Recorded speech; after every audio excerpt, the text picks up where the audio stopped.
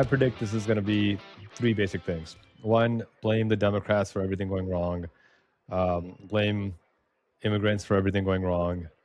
Two, lie and claim that everything is going well, actually, and that there's no issues at hand. There's no economic crisis. There's no healthcare crisis. Members of Congress and my fellow Americans, our nation is back, bigger, better, richer, and stronger than ever before. Fact check. Our wealth inequality is worse. We have more people who are hungry, fewer people have healthcare access, and we are more insecure than ever before. But we will always allow people to come in legally, people that will love our country and will work hard to maintain our country.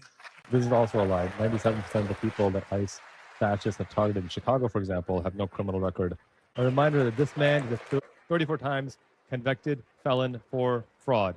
And as far as crime from immigrants, over the last 150 years since this data has been kept, have always had a lower crime rate. Was only than 5 years old in June. Always. I really cannot express how much I despise politicians using children as political pawns.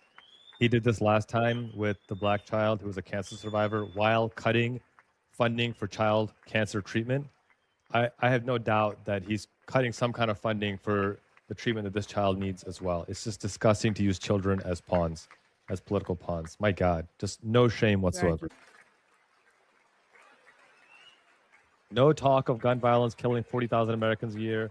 No talk of the fact that gun violence is almost exclusively a phenomenon of U.S. citizens. No talk of the fact that red states have a 40% higher murder rate than do blue states. No, none of that. Let's scapegoat immigrants because they're an easy target, even though the Constitution affords them and guarantees them due process of law. There's zero substance to any of this. First of all, we already have voter ID. When you register to vote, you show your ID. Second of all, Trump had 2 election commissions to try to find fraud, and they were both disbanded because they could find zero evidence of actual fraud. Voters must show proof of citizenship in order to vote.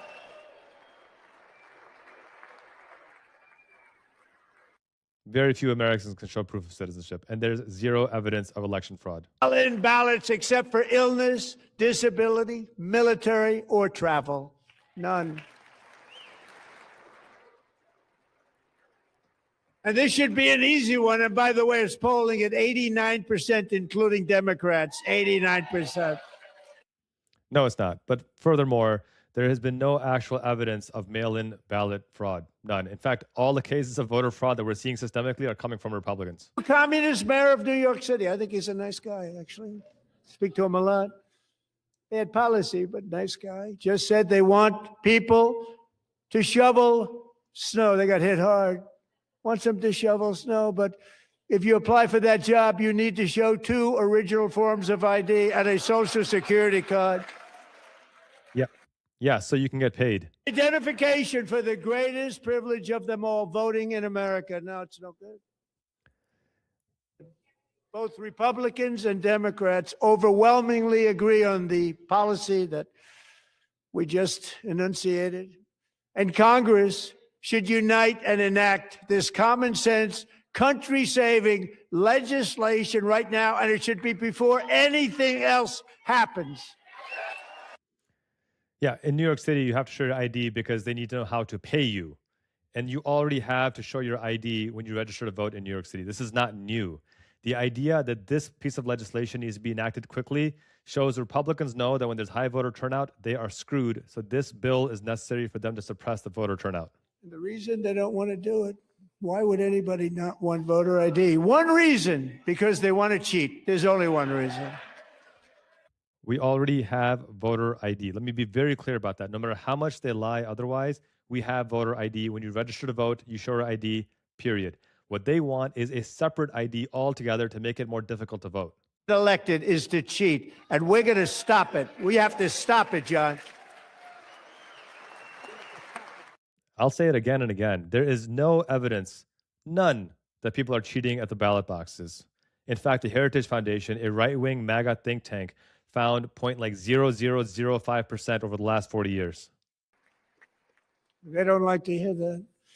One of the sick people, one of the brave service members who helped achieve this stunning turnaround was 20-year-old West Virginia Army National Guard Specialist Sarah Beckstrom.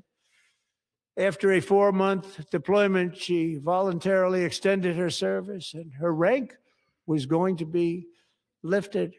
Just real quickly, I'm looking at crime rates for DC from 2024 to 2025, and they dropped about 10%. Not 100%, about 10%. And Trump can't point to a single policy he enacted that caused that drop whatsoever.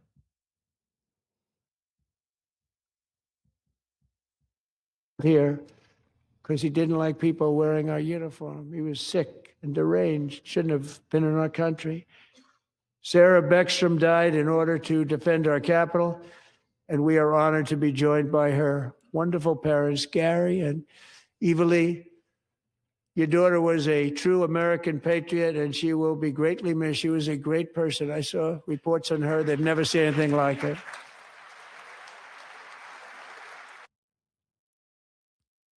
Again, Sarah was brutally murdered, and we mourn her loss. And it's also true that the person who killed her was trained by the U.S. military and was admitted to the United States by the Trump regime.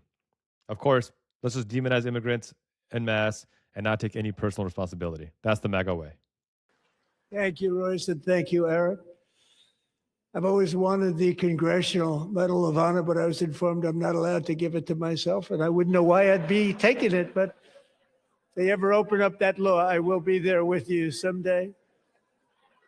But you know, that's our highest honor, Congressional Medal. Like the narcissism to say you deserve a Congressional Medal of Honor because you just want one. Same thing with this Peace Prize. He didn't get a Nobel Peace Prize, so he forced FIFA to give him a fake Peace Prize, made up Peace Prize. Just wild to me.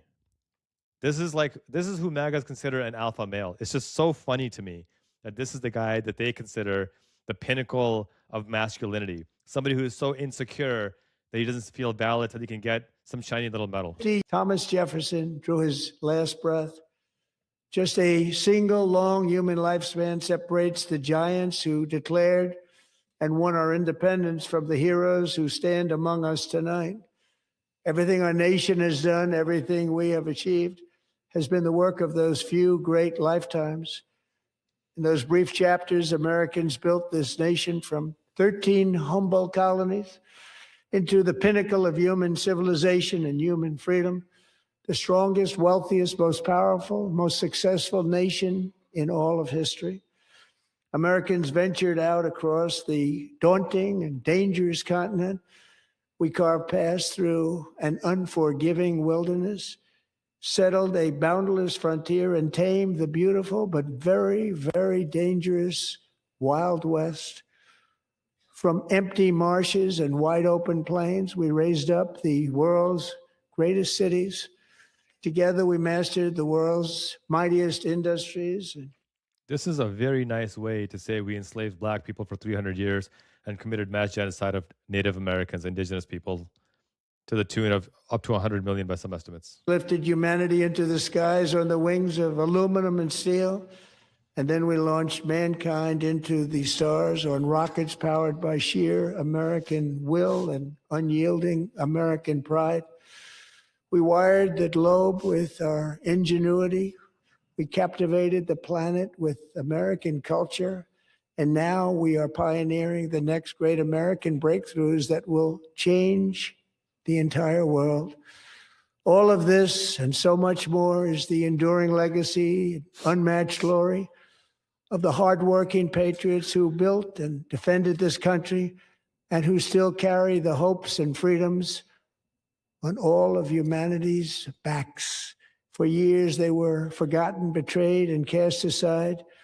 But that great betrayal is over, and they will never be forgotten again. Because when the world needs courage, daring, vision, and inspiration, it is still turning to America. And when God needs a nation to work his miracles, he knows exactly who to ask.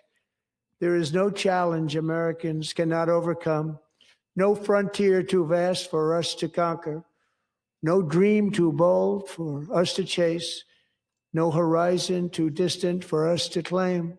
For our destiny is written by the hand of providence, And these first 250 years were just the beginning.